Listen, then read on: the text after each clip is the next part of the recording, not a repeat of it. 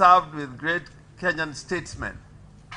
And I consider my brother and my younger brother or son, Ndindi Nyoro, to be one of the greatest political minds we have in the country together. Why am I saying this? Sometimes it's easier to talk about what is wrong, but it is more difficult to talk about how to fix it. Yes. And I have followed Mheshimiwa Ndindi Nyoro in his political life because most of the time when I listen to his story and what he has to say is about fixing Kenya, unlike many other politicians.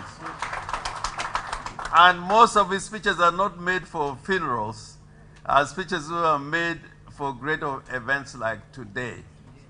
I want to remind you that when ideas are right, then it doesn't matter where the idea is coming from or the age of that person who is bringing those big ideas.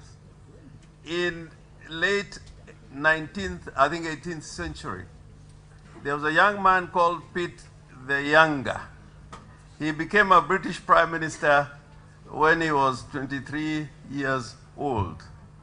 And most that you see how the British government is run began in the years of Pitt the Younger. And I believe that Honorable Ndindi Nyoro, if he is in the right position, right at the center of this nation's governance, will get a lot of things right. We'll get a lot of things right. And I look forward working with you as Linda Mwananchi.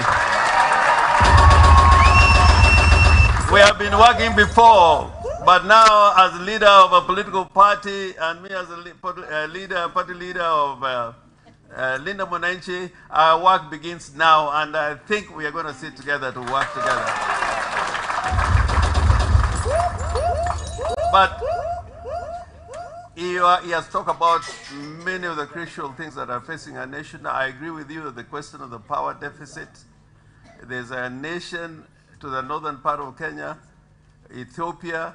Ethiopia is moving a lot faster in manufacturing and even expanding the economy because the power generation is much higher than Kenya.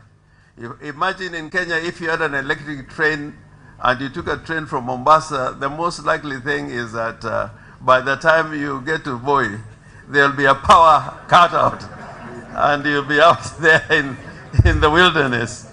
So I agree with you with a lot of the things that you say. But I believe that Kenya needs a proper foundation, and that foundation is already been laid in the Kenyan Constitution. If you have a leadership that is prepared to abide by the Kenyan Constitution, particularly Article 19, which says at the center of Kenya's democratic system is a Bill of Rights, I think we can make Kenya a better place.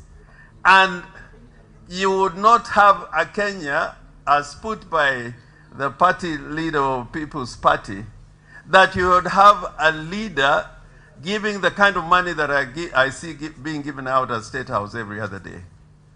Even if you are Elon Musk, you cannot be giving that kind of money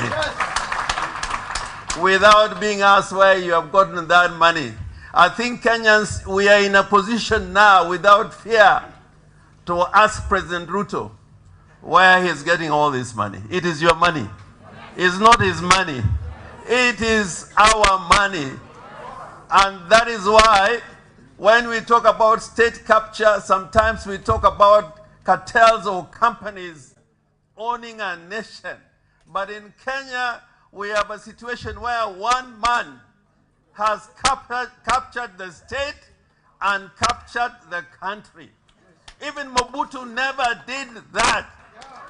So we must have a sense of national outrage, because we may not, at this rate, have a nation called Kenya by the time we get to the year 2028. And me solving the problem does not begin with elections. Solving the problem